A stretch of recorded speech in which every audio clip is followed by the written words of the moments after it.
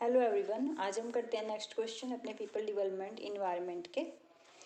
तो चलिए स्टार्ट करते हैं। स्टार्ट करने से पहले प्लीज़ अगर आपको मेरी वीडियो अच्छी लगे, मेरे नोट्स अच्छे लगे तो प्लीज़ लाइक किया करो, सब्सक्राइब किया करो।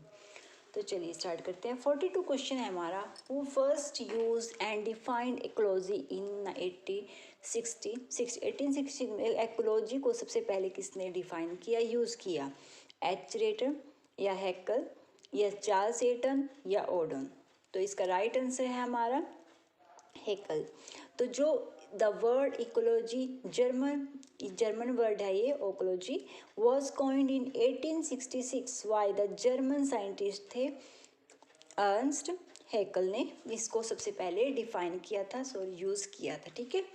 42 क्वेश्चन इज 43 क्वेश्चन है हमारा। In the study of man environment interaction the statement of Miss Semple that the humans are slowly the product of their environment is, कि जो ह्यूमन्स हैं वो स्लोली क्या है, प्रोडक्ट उत्पाद हैं अपने उनके इन्वायरमेंट का। ठीक है, अपने इन्वायरमेंट का। तो ये इंटरेक्शन या ये स्टेटमेंट है, तो ये क्या है? एक ओपिनियन है या एक प्रेजुडाइज है, ए फैक्ट है या ए वाइडली एक्सेप्टेड फिनोमिना है?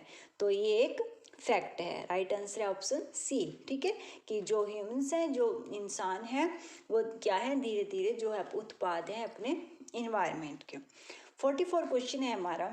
विच of the following natural resource are main carbon sinks they observe up to half of the carbon dioxide? ठीक है, इसमें से हमें बताना है कि सबसे ज़्यादा जो कार्बन को ऑब्जर्व करते हैं half of the carbon dioxide. ठीक है, आधी कार्बन डाइऑक्साइड को जो ऑब्जर्व करते हैं, तो वो कौन से हैं? फॉरेस्ट या ग्लेशियर्स या ओशियन या डेजर्ट्स? तो पहले हम इसका एक्सप्लेनेशन देखते हैं।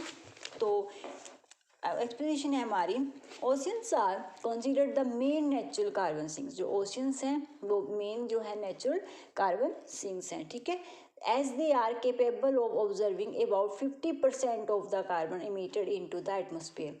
तो ये कैपेबल है कितने? 50% जो कार्बन है ऑब्जर्व करने के, एटमॉस्फेयर जो 50% कार्बन को एमिट करने के लिए। इन particular plankton, coral fishes, algae and other जो फोटोसिंथेसिस बैक्टीरिया है आर रिस्पॉन्सिबल इस कैप्चर के लिए रिस्पॉन्सिबल हैं। ठीक है, जो भी पानी में रहती हैं। ठीक है, तो राइट आंसर हमारा क्या होगा इसका? ओशियन, कि जो ओशियंस हैं, ठीक है, जो ऑब्जर्व करते हैं half of the carbon dioxide.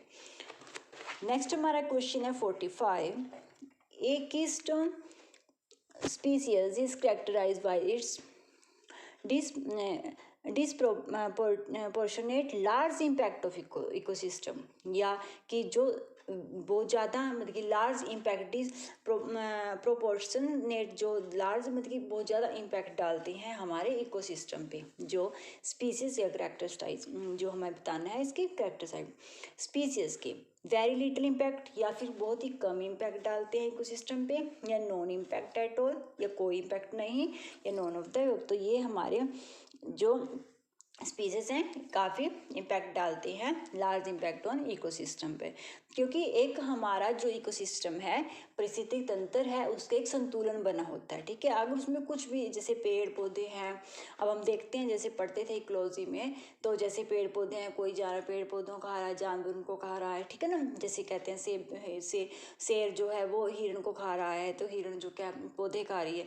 तो इस तरीके से एक सिस्टम होता है। अगर उसमें कुछ भी एक होगा तो फिर इम्पैक्ट तो हमारे इकोसिस्टम, कुछ भी चेंजेस होगा तो एक इम्पैक्ट हमारे इकोसिस्टम पे डिसप्रोपोर्शनेट लार्ज इम्पैक्ट पड़ेगा हमारे इकोसिस्टम पे। ठीक है, संतुलन पे जो भी उसका। और 46 क्वेश्चन है हमारा। A population that is at equilibrium is steady decreasing या स्टेडली इंक्रीजिंग, या almost stable in number over a period of time, या in intermixing repeatedly with other population? तो ये राइट आंसर होगा हमारा। ना तो ये स्टीडली डिक्रीजिंग है कि बिल्कुल डिक्रीज या स्टीडली यानी है कि बढ़ती रहती है, कुछ ऐसा नहीं होता, लेकिन ऑलमोस्ट क्या होता है? स्टेबल होता है number over a period of time. ठीक है, तो राइट आंसर होगा हमारा ऑप्शन सी। नेक्स्ट क्वेश्चन है हमारा 47। Which of the following has been declared as the national aquatic animal by the government of India? तो कौन सा डिक्लेयर किया हुआ है नेशनल एक्वेटिक एनिमल हमारा गवर्नमेंट ऑफ इंडिया द्वारा? स्नो लेपर्ड को या गेंजिस डॉल्फिन को या सी टर्टल को या व्हेल को? तो इसके एक्सप्लेनेशन देखते हैं।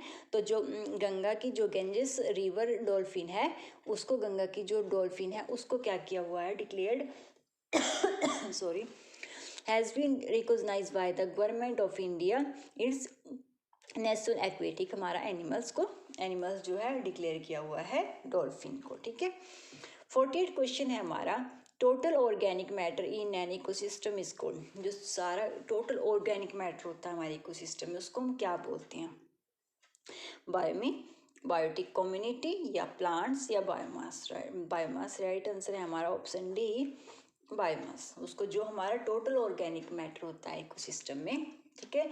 तो वो जैसे हम पेड़ पौधों से लकड़ी प्राप्त करते हैं, फिर हम उसको जलाते हैं, हम ईंधन प्राप्त करते हैं, जो भी टोटली ऑर्गेनिक मैटर होता है जैसे, ठीक है, पेड़ों पौधों से कागज बनता है, इस तरीके से जो भी है ऑर्गेनिक मैटर तो उसको हम बोलते हैं बायोमास। ठीक है।